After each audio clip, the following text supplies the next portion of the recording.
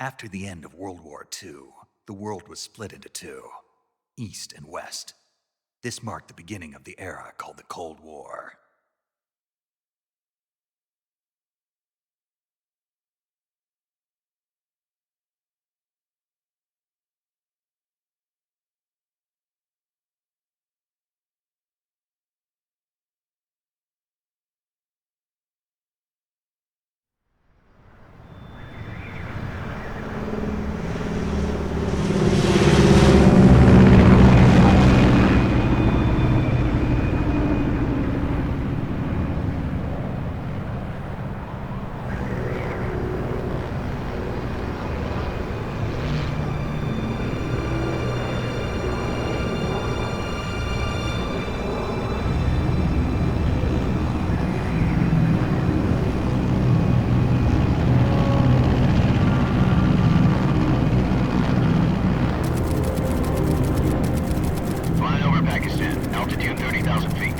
Approaching Soviet airspace.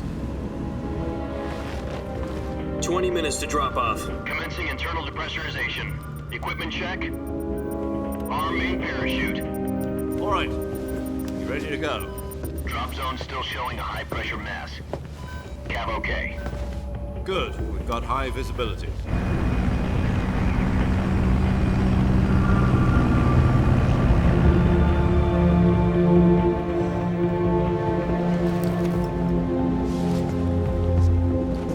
Put out that cigar. Connecting oxygen hose to interior connector. Put on your mask.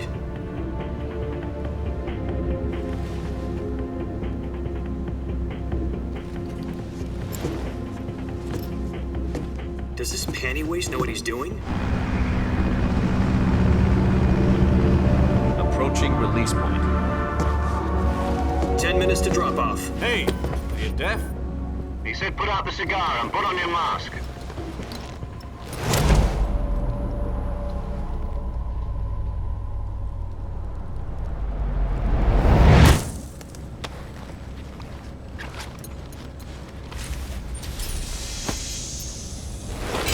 Depressurization complete. Checking oxygen supply. 6 minutes to drop off. Opening rear hatch.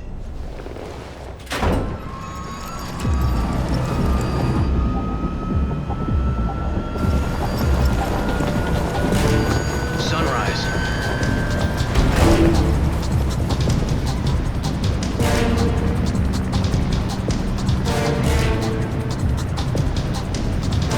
External temperature minus 46 degrees Celsius. 2 minutes to drop off. Stand up. You'll be falling at 130 miles per hour. Try not to get frostbite from the wind chill. 1 minute to drop off. Move to the rear. Activate the air bottle. This is one for the history books. The world's first halo jump. 10 seconds to drop off. Stand by. Status okay. All green. Prepare for drop off. Countdown. 5, 4, 3, 2, 1. Spread your wings And fly. God be with you.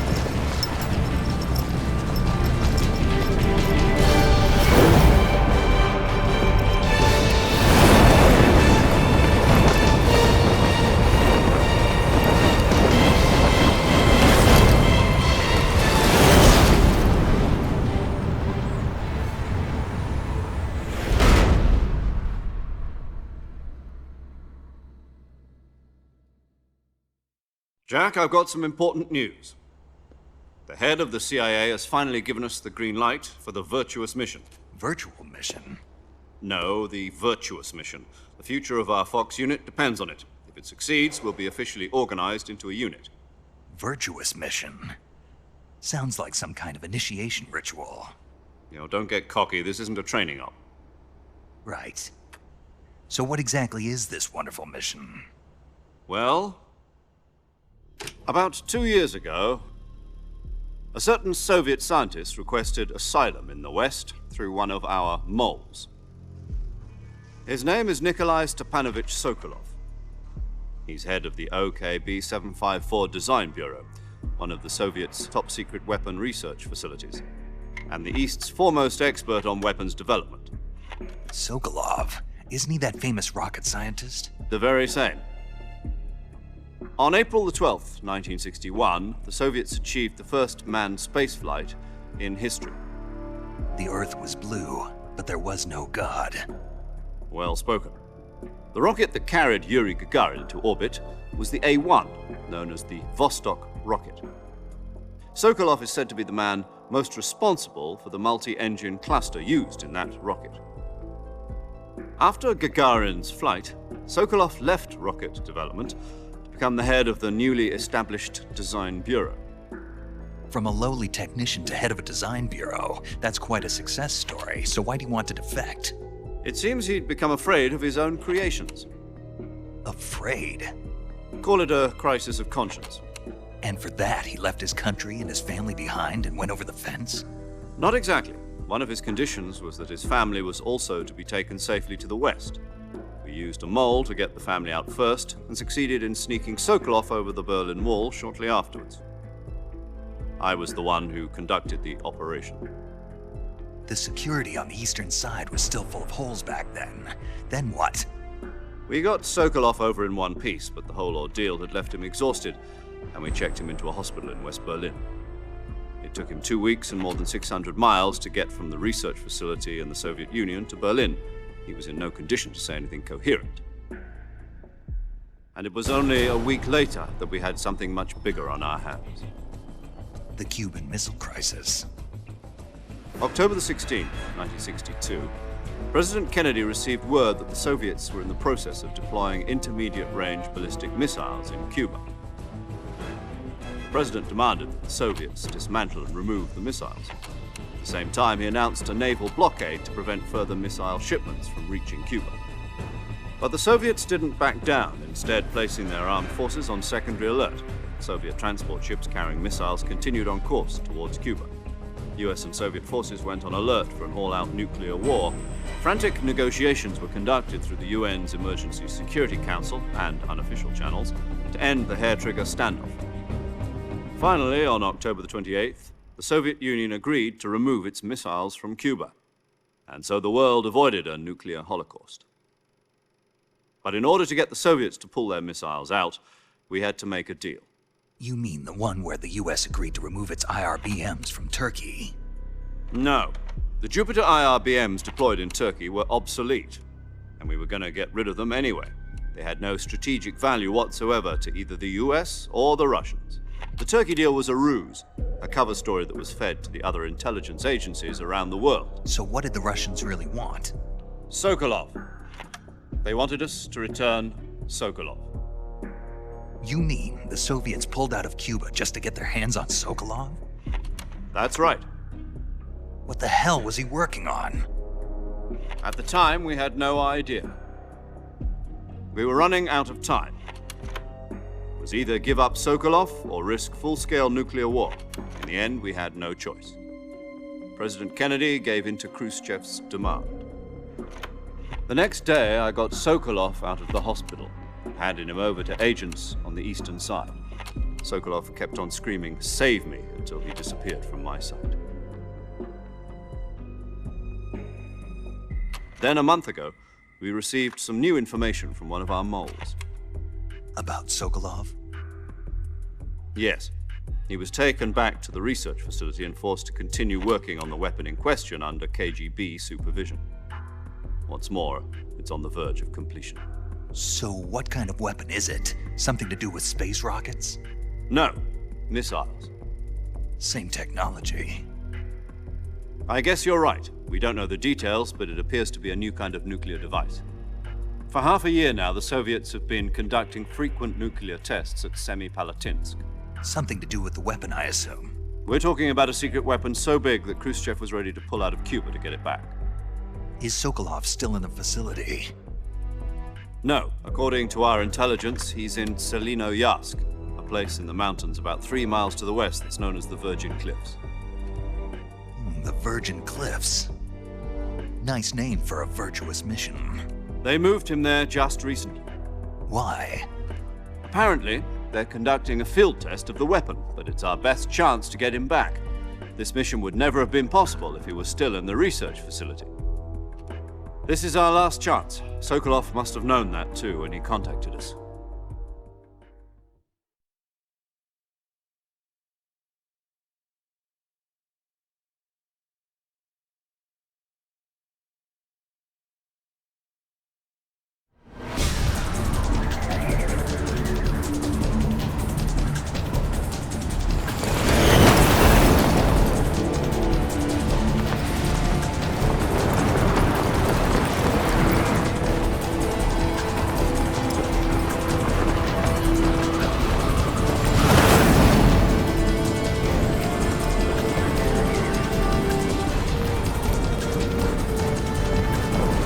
Listen up, Jack. Your mission is to infiltrate Selino-Yarsk in the Soviet mountains, ensure the safety of Sokolov, and bring him back to the West.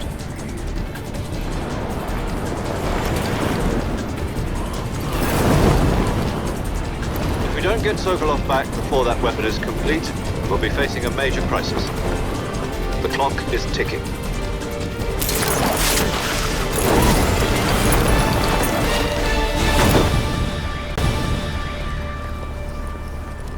Once we've confirmed the rescue of Sokolov, stand by at the recovery point. A recovery balloon will be dropped at that point. Helium will be pumped into the balloon to inflate it. The process takes about 20 minutes.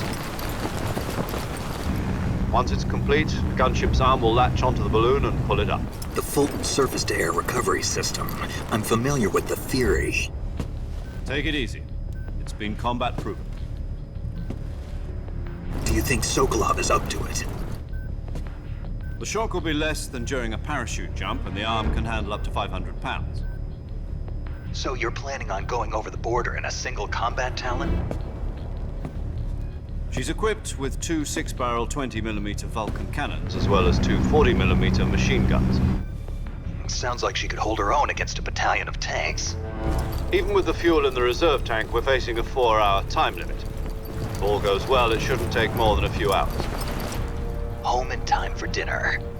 But if anything goes wrong, you'll be eating dinner, breakfast, and all the rest of your meals in the jungle.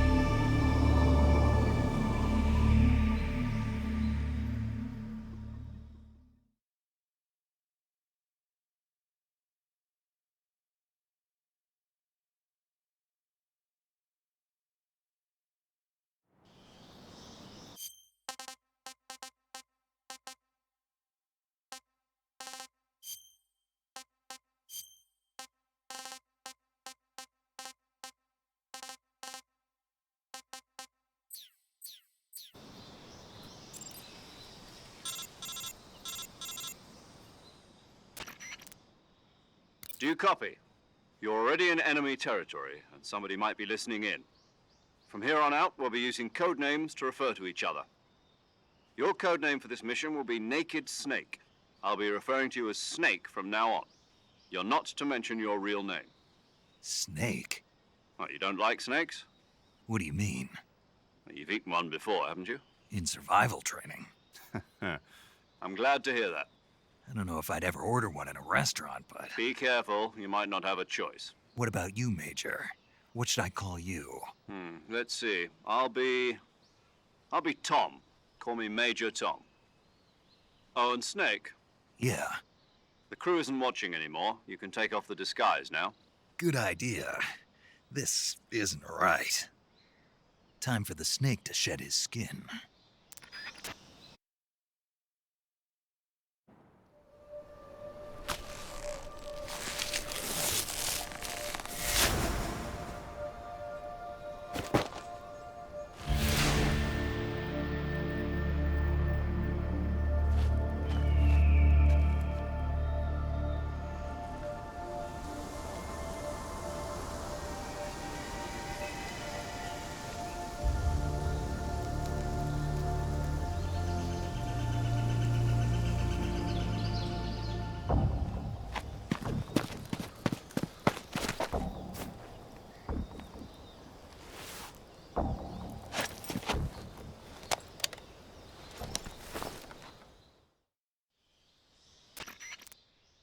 Can you hear me, Major Tom? This is Snake. Kept you waiting, huh? This will be a sneaking mission. You must not be seen by the enemy. You must leave no trace of your presence. Is that clear? This kind of infiltration is the Fox unit's speciality. In other words, weapons and equipment are procure on site. That goes for food as well. You're completely naked, just as your name implies. Great. Now I see why you asked me if I like snakes. I suppose calling me Snake was your idea of a joke, too. No, there's a good reason for that. I'll tell you later when the time is right. Gotcha. Getting back to the subject, how exactly am I supposed to feed myself? You've been issued a knife and a tranquilizer gun. Use them to hunt for food. You'll also find some medical supplies in your backpack. Yeah, about the backpack. I lost it in a tree on the way down. I see. Well, you'd better go back and get it then. You know where it is? No problem. I can see it from here. It's stuck on a branch. To climb a tree, stand in front of a tree that's covered in ivy and press the action button. I'll be monitoring your progress over the radio. We can't risk violating Soviet airspace, but I'll be in the gunship. My frequency is 140.85. I'll give you a call if I need to talk to you.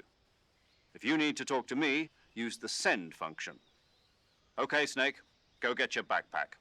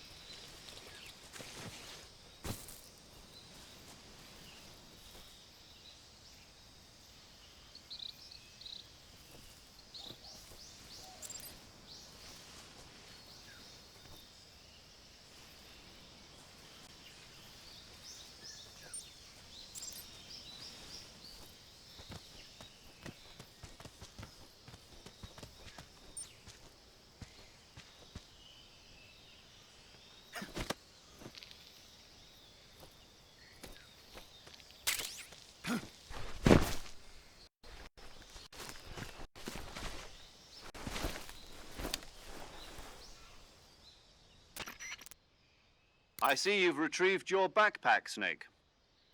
To equip a weapon, it's necessary to take it out of your backpack. In the survival viewer, choose Weapon from the backpack.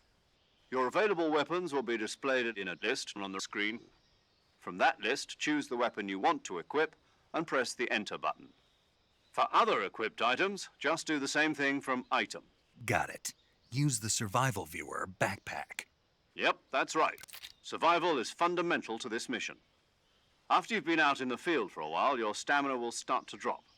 If your stamina gets too low, it'll affect your performance. You won't be able to shoot accurately, for example, and your wounds won't heal as smoothly. Keep an eye on your stamina so you don't run out. To recover lost stamina, you can hunt for local flora and fauna. You can use either your tranquilizer gun or your knife to hunt. My only weapon is a Mark 22 Hush Puppy tranquilizer gun? That's right. It's been fitted with its own suppressor. However, the suppressor will deteriorate every time you fire. Once its durability reaches 0, the noise suppression effect will be gone. So don't get too trigger happy with it. The suppressor's durability is shown in the icon. Any weapons and equipment beyond what you're carrying now, you'll have to find as you go. I have to find my own weapons and equipment? Whose crazy idea was this anyway? Solo covert actions are standard Fox operating procedure. You can't leave any traces of your presence.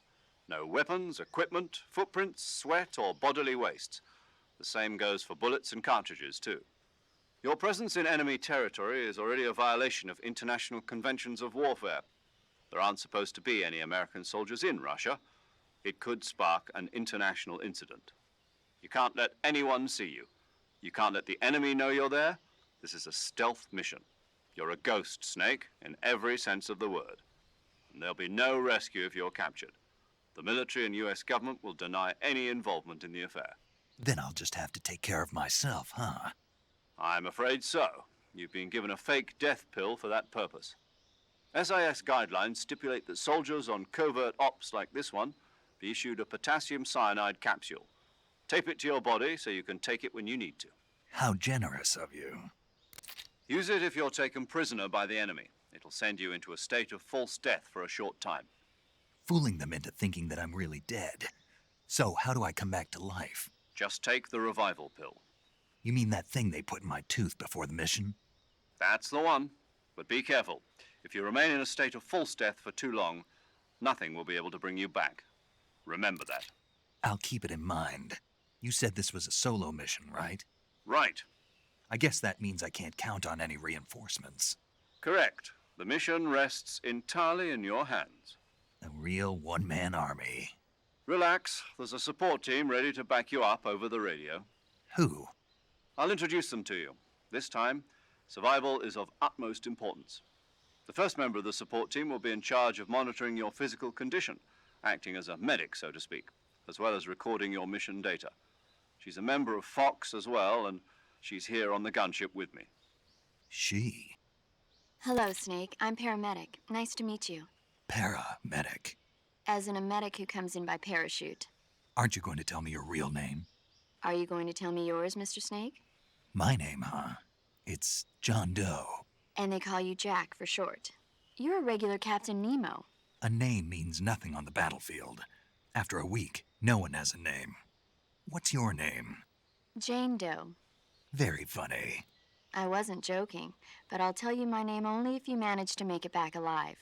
My frequency is 145.73. She's also in charge of recording your mission data.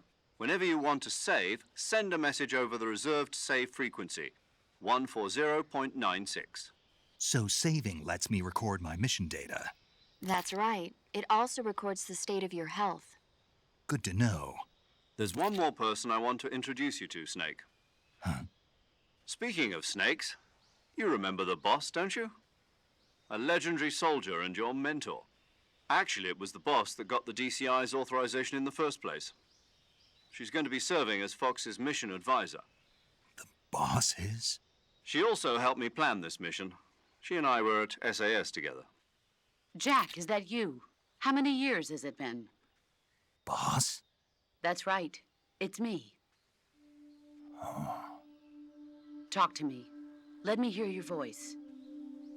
It's been 5 years, 72 days, and 18 hours. You've lost weight. You can tell just by the sound of my voice. Of course I can. I know all about you. Really? Well, I don't know anything about you. What's that supposed to mean? Why'd you disappear on me all of a sudden? I was on a top-secret mission. You didn't need me anymore. But there were still so many things I wanted you to teach me. No, I taught you everything you needed to know about fighting techniques. I taught you all I could. The rest you needed to learn on your own. Techniques, sure. But what about how to think like a soldier? How to think like a soldier? I can't teach you that. A soldier needs to be strong in spirit, body, and technique. And the only thing you can learn from someone else is technique. In fact, technique doesn't even matter. What's most important is spirit. Spirit and body are like two sides of a single coin. They're the same thing. I can't teach you how to think. You'll just have to figure it out for yourself. Listen to me, Jack. Just because soldiers are on the same side right now doesn't mean they always will be. Having personal feelings about your comrades is one of the worst sins you can commit. Politics determine who you face on the battlefield. And politics are a living thing. They change along with the times. Yesterday's good might be tomorrow's evil. Is that why you abandoned me? No, it had nothing to do with you. I already told you, Jack. I was on a top-secret mission. A soldier has to follow whatever orders he's given. It's not his place to question why. But you're looking for a reason to fight. You're a natural-born fighter, but you're not quite a soldier. A soldier is a political tool, nothing more. That's doubly true if he's a career soldier. Right and wrong have no place in his mission. He has no enemies and no friends. Only the mission. You follow the orders you're given. That's what being a soldier is. I do whatever I have to get the job done. I don't think about politics. That's not the same thing. Sooner or later, your conscience is going to bother you. In the end, you have to choose whether you're going to live as a soldier or just another man with a gun. There's a saying in the Orient, loyalty to the end. Do you know what it means? Being patriotic. It means devoting yourself to your country. I follow the president and the top brass. I'm ready to die for them if necessary. The president and the top brass won't be there forever. Once their terms are up, others will take their place. I follow the will of the leader, no matter who's in charge. People aren't the ones who dictate the missions. Then who does? The times. People's values change over time, and so do the leaders of a country. So there's no such thing as an enemy in absolute terms. The enemies we fight are only enemies in relative terms, constantly changing with the times. As long as we have loyalty to the end, there's no point in believing in anything, even in those we love. And that's the way a soldier's supposed to think? The only thing we can believe in with absolute certainty is the mission, Jack. All right, but do me a favor. What is it? Call me Snake. Snake. Oh, right. Your code name is Snake. It suits you well. That's right. The legendary unit that the boss put together during World War II was a snake. The Cobra unit, a group of heroes that brought the war to an end and saved the world. As long as you've got a legendary hero backing you up, you'll be fine. Isn't that right, Snake? Yeah, I can't think of anyone else I'd rather have with me. Oh, and one more thing, boss. Yes? It's good to hear your voice again. Same here. After all, who knows if either of us will make it out alive? Snake, you are always best at urban warfare and infiltrating buildings. But this is the jungle. Survival is going to be key. Those CQC techniques I taught you are sure to come in handy. CQC? Close quarters combat, huh? I've been in the Green Berets for the past few years. I'm probably pretty rusty. Not to worry. I'll be here to help you remember. After all, this is your first actual survival mission. I'll be supporting you over the radio. Where are you, boss? Next to the Major? The boss is communicating with us by radio from aboard a Permit-class submarine in the Arctic Ocean. My frequency is 141.80. Call me if you need my advice on battle techniques. Gotcha. Your mission is to retrieve Dr. Sokolov. Dr. Sokolov is being held in an abandoned factory located to the north of your current position. Avoid heavy combat and don't let anyone see you. Don't forget that this is a stealth mission. Snake, try to remember some of the basics of CQC.